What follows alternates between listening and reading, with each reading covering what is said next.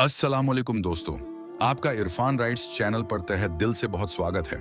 आज हम आपके सामने काबिल और हबील पर वीडियो लेके आए हैं। इसमें समझेंगे कैसे काबिल अपने भाई का कत्ल करता है, नियत पर अल्लाह का फैसला, और आखिर क्योंकि अब तक कहीं भी कत्ल होता है तो उसका पहला गुनाह काबिल यानी आदम अलैहिस्सलाम के पहले बेटे पर जाता है। दोस्तों, वीडियो को पूरा देखें, साथ ही हदीस और दीन की दावत समझकर वीडियो को शेयर करें और छोटी सी दरख्वास्त है कि नए हैं तो सब्सक्राइब जरूर करें। चलिए तो वीडियो शुरू करते हैं। कुरान मजीद ने हजरत आदम अलैहिस्सलाम के इन दोनों बेटों का नाम जिक्र नहीं किया, सिर्फ आदम के दो बेटे कहकर मुजमल छोड़ दिया है। अलबत्ता तौरात में उनके नाम बयान किए गए हैं। कुछ रिवायतों में इन दोनों भाइयों में अपनी शादियों से मुत्ताल्लिक जबरदस्त इख्तिलाफ का जिक्र किया गया है। इस मामले को खत्म करने के लिए हजरत आदम अलैहिस्सलाम ने यह फैसला फरमाया कि दोनों अपनी अपनी कुर्बानी अल्लाह के हुजूर में पेश करें। जिसकी कुर्बानी मंजूर हो जाए वही अपने इरादे के पूरा कर लेने का हकदार है। काबिल और हाबिल की नज यानी कुर्बानी यूं थी जैसा कि तौरात से मालूम होता है। उस जमाने में कुर्बानी के कबूल होने का यह इल्हामी तरीका था कि नज़र कुर्बानी की चीज किसी बुलंद जगह पर रख दी जाती और आसमान से आग जाहिर होकर उसको जला देती थी।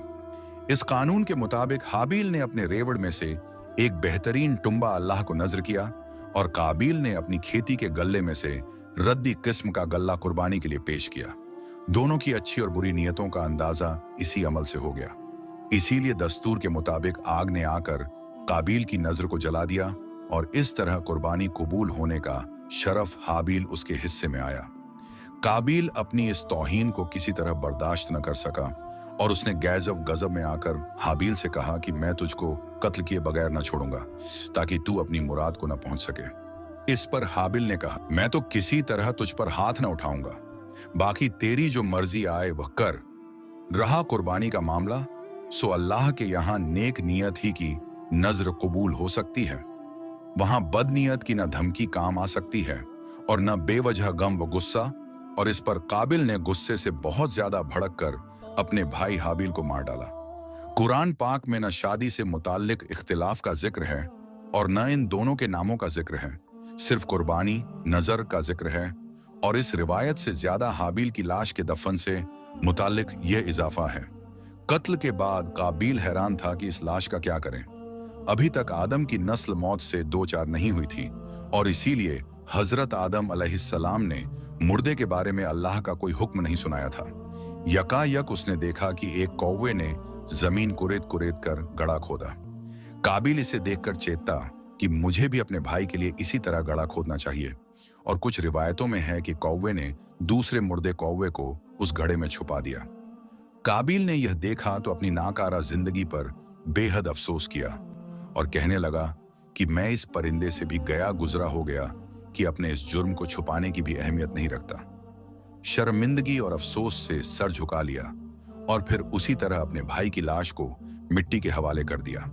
इस वाकये के बयान के बाद कुरान पाक में आता है कि इसी वजह से लिखा हमने बनी इज़राइल पर कि जो कोई कत्ल करे एक जान को बिलाएवज जान के या फसाद करने की गरज से, तो गोया उसने कत्ल कर डाला उन सब लोगों को, और जिसने जिंदा रखा एक जान को तो गोया जिंदा कर दिया सब लोगों को।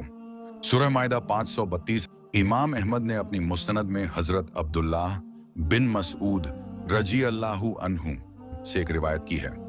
अल्लाह के रसूल सल्लल्लाहु अलैहि वसल्लम की दुनिया में जब भी कोई जुल्म से कत्ल होता है तो उसका गुनाह हजरत आदम अलैहिस्सलाम के पहले बटे काबिल की गर्दन पर जरूर होता है, इसलिए कि वह पहला आदमी है जिसने जालिमाना कत्ल की शुरुआत की और यह नापाक सुन्नत जारी की।